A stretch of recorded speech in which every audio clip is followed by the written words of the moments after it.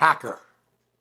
That's a term that a lot of people use and use in different contexts. But one of the things we always have to be very important is, what is the meaning of the word? Princess Bride, there's a great line where in that movie they say, I don't think that word means what you think it means, right? Where people are using words that mean different things to different people. Hacker. It came from the word attacker. Attack. When you're being attacked, we think of somebody physically assaulting, hurting, or harming you. Somebody is attacking you. They're coming after you directly. When somebody's attacking you, you see them.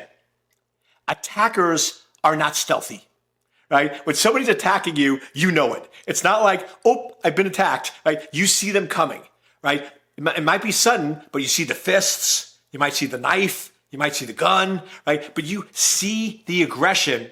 And when somebody starts attacking you, you know you're being attacked. There is no doubt. There's no doubt in your mind that you're being attacked. You're being hurt, right? Something is being done to you that you do not like. You are fully aware of what's being done. Now, when we take this word attack, where you're fully aware of somebody causing harm and damage to you, and we transform it into hacker, we have to be careful, because hackers are people that find and identify vulnerabilities or weaknesses in systems. So to me, I use the traditional definition of a hacker, which is brilliant, smart people trying to find vulnerabilities and weaknesses in systems. Hacker to me is a neutral term. Finding and identifying a weakness is neutral. Now, once you find and identify a weakness, you can exploit it and make it negative, or you can use it to protect and secure or make it positive. So that's where you get into where the sort of evil hackers or good hackers or bad hackers or all the different terms where you put disclosures above the word hacker, because hacker is really a neutral term. Hackers are just people that are really good at finding vulnerabilities, finding weaknesses, finding things or areas that potentially need to be fixed. What you do with that information, whether you do it for offense or defense, good or bad, right, then dictates whether it's a good thing or a bad thing. But now if we go a level deeper, when we're hacking and we're finding or exploiting weaknesses and vulnerabilities, you might not necessarily know about that weakness or vulnerability. You might not even be aware of it. So this is where we have to be careful, because a lot of hacking or evil hacking, or let's call it attackers or cyber criminals, just so we don't get convinced, because I call myself a hacker and I'm a good guy. I love and care about people. I always do and always will. I always sort of joke with folks that if I didn't have morals and ethics and didn't love this country and I just wanted to make money, I could live in another country, hack computer systems, and probably be worth hundreds of millions of dollars, right? But that's not me. I care about people. I want to help and secure. My mission is to make cyberspace a safe place to live, work, and raise a family. So I'm going to keep doing it the right way and the fun way and the enjoyable way. So to me, I'm a hacker. I find weaknesses and vulnerabilities, but use it to help people, secure people. But cyber criminals, when they want to hurt you, they want to be stealthy. They don't want to get caught. They don't want you to even realize it's happening. So this is where that attacker analogy falls apart. Because when you're being attacked, you know it's happening. But when you're being attacked in a digital or cyber sense, most people have no clue what's happening. Most people don't even know what happened until much later on when the damage is done. So the way attackers or cyber criminals work is it's stealthy, it's sneaky, it's really malicious, and it's manipulation. The number one tool of trade of cyber criminals is manipulation. If you can master the art of manipulating humans, if you can master the art of manipulating other people, you could be a master cyber criminal. Because that's what most of the attacks are. Most of the attacks we're seeing today are social engineering.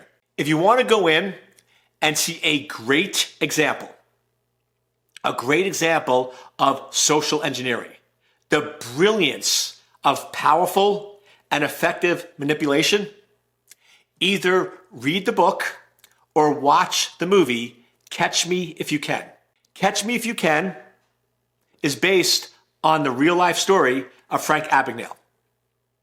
I actually had the honor and privilege of doing a keynote with Frank. Such a wonderful, beautiful human. Yes, he made some mistakes, right? Yes, he did commit some crimes.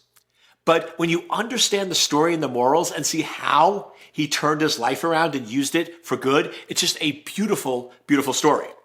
But the whole aspect of how Frank Abagnale operated, the whole aspect of the movie Catch Me If You Can, is all about social engineering, all about pretending and manipulating people, and they had no clue what was happening.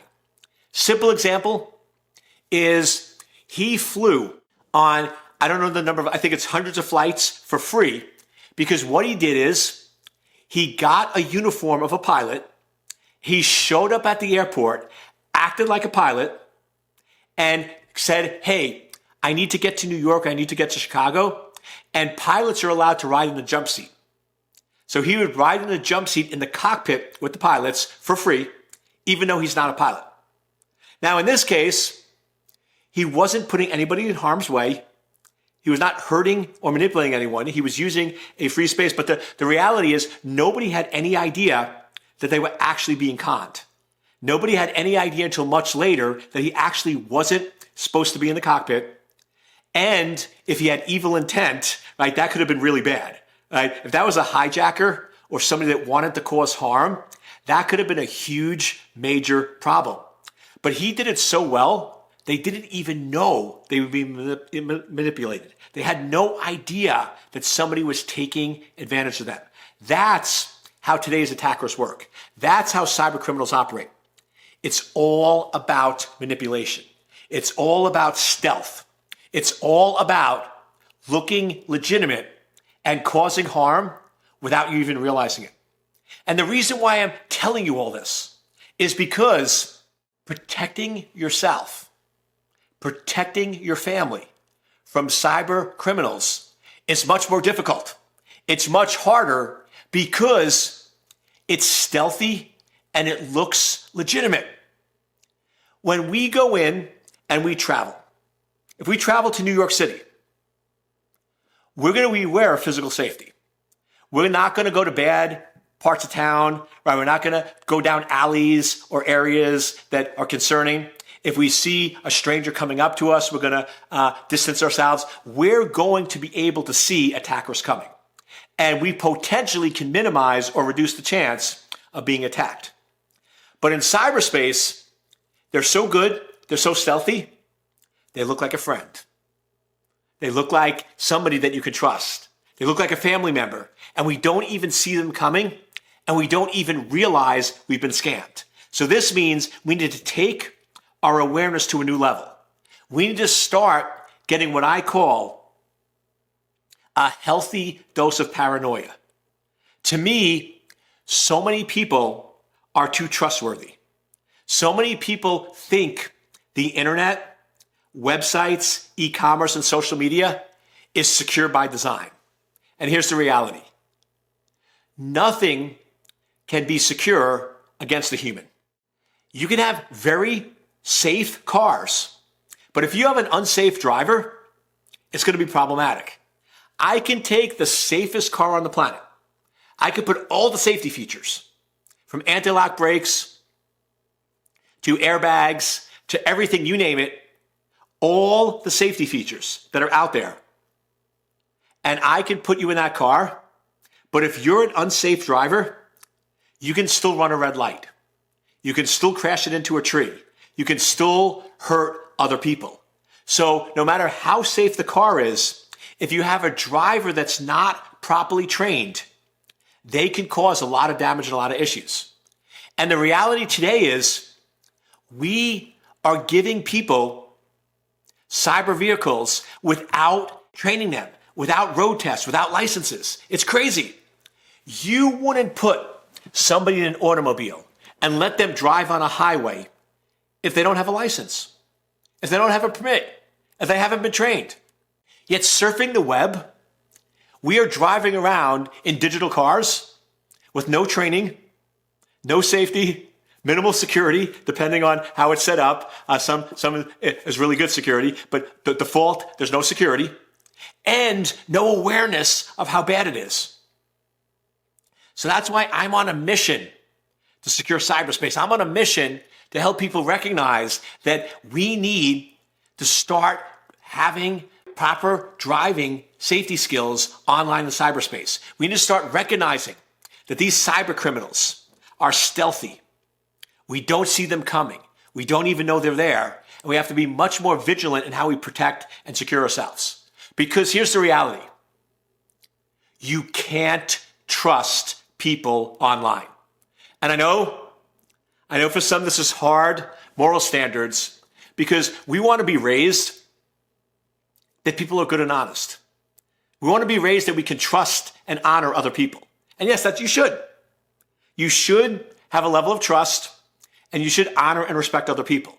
However, we need to recognize that there are evil people out there. There are evil people in cyberspace, and we cannot trust or believe what we're seeing, what we're getting, and what we're receiving. So, root cause problem. Root cause problem is we believe that text messages and emails are authenticated, verified, and validated. Do you realize that I can easily spoof an email address or easily spoof a cell phone number? So I can send you an email from anybody and it's not them.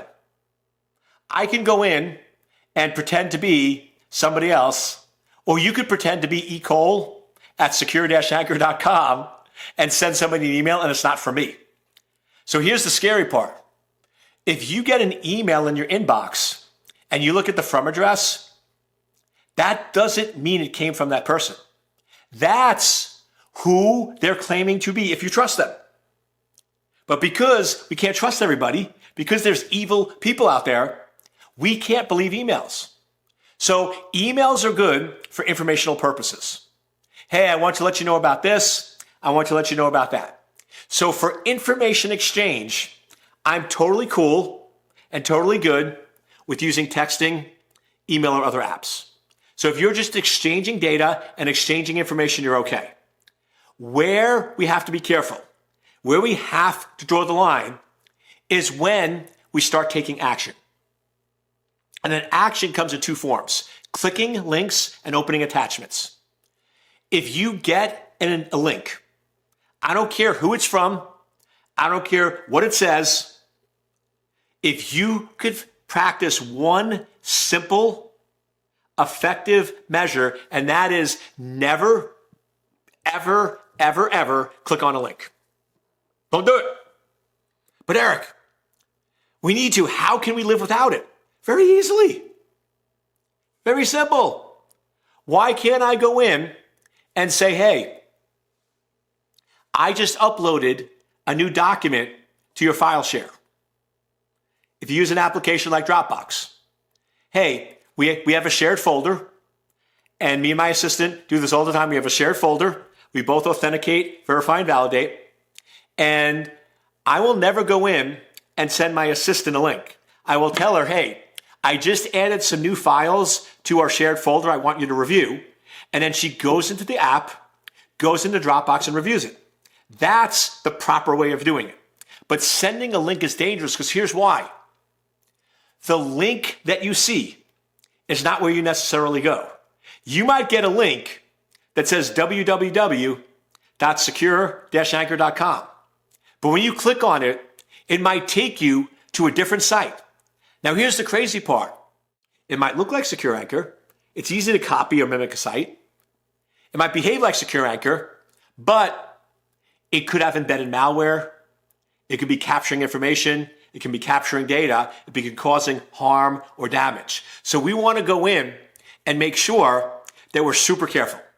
If we could start practicing and teaching ourselves, our family, our friends, and everybody we know, simple tactic: never, ever, ever, ever, ever, ever, ever, ever click on a link, because attackers are stealthy. Attackers will sneak up on you. Attackers will look legitimate. You will actually get a link thinking it's from your bank, check your account looks good, log out, think everything is fine, and your credentials have been stolen, and then in 3 days, your account could be wiped out. So we need to start being real careful and recognizing that today's attackers are manipulating us. They're using social engineering. They're looking like legitimate entities. They're hiding. They're pretending. They're sneaking up on us. So if we could start being more vigilant and stop clicking on links and using apps and using verification and validation, we can start making it much harder and more difficult for the adversary. Let's stop making it easy for the attacker. Let's start taking back control, and let's start practicing a simple trick, which is never, ever, ever, ever click on a link that comes to you from a text or an email.